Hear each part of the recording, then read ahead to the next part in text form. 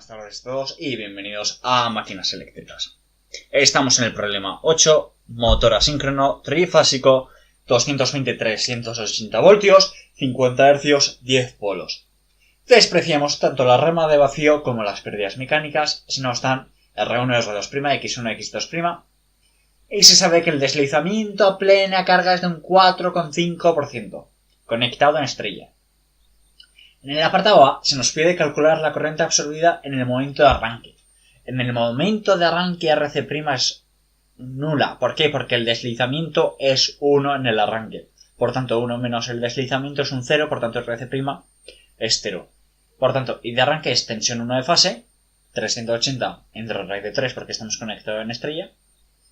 Entra impedancia equivalente que es R1 más JX1 más R2' más JX2', que nos da una corriente de arranque de 34 amperios. Menos 78 grados.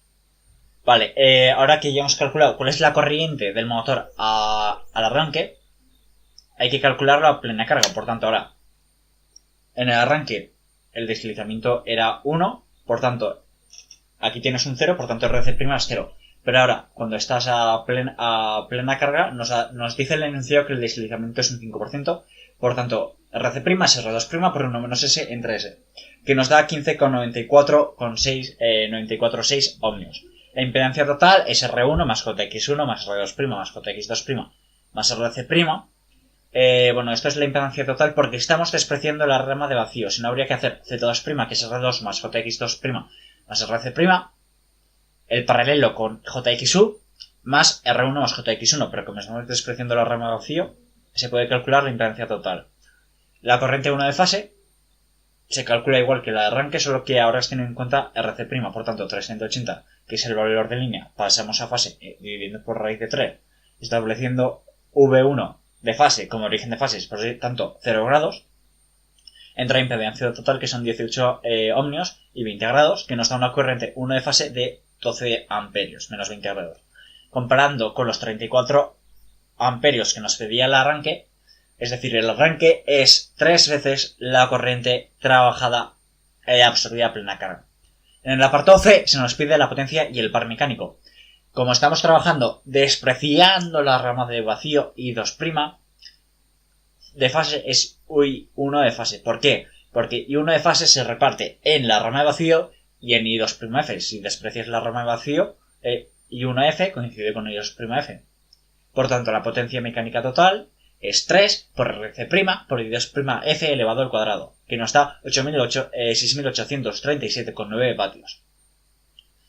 Una vez que ya tenemos el PMT, la potencia mecánica total, para calcular el par es la potencia entre la velocidad angular. Para conocer la velocidad angular hay que conocer las revoluciones a las cuales va el motor. Por tanto, N es N1, que es la velocidad de sincronismo, por 1 menos S, S siendo el deslizamiento, que nos da 573 RPM. Por tanto, el par mecánico total es PMT, no llamo potencia y par mecánico. El par mecánico total es la potencia mecánica total entre 2pi por N, que son 573 RPM entre 60, que nos da un par mecánico total de 114 Nm aproximadamente. En el apartado D se nos pide calcular la potencia absorbida por el motor, en el cual la potencia absorbida es 3 por tensión 1 de fase por I1 de fase por el coseno de phi. Como estamos en conexión en estrella, para la tensión en fase simplemente cogemos el valor de la tensión de línea y dividimos entre raíz de 3 para calcular la tensión de fase. Por tanto, 3 por 380 entre raíz de 3 por la corriente 1 de fase, que es 11,96, por el coseno de phi, que son unos 20,09, que nos da 7.400 vatios aproximadamente.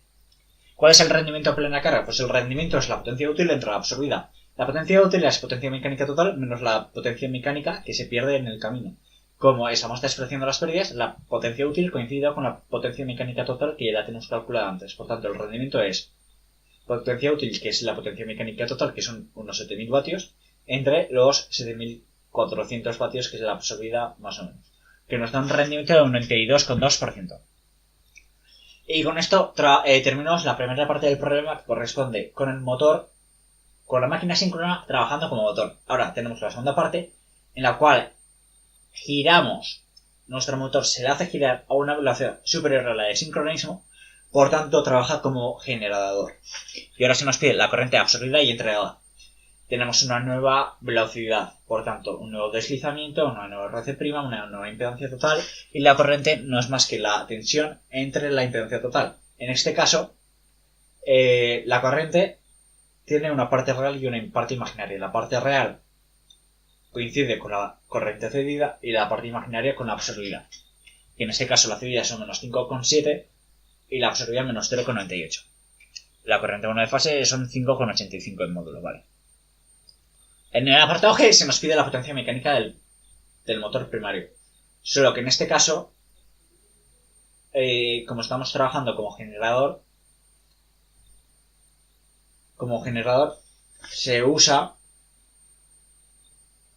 He de intuir que se usa la potencia A cedida.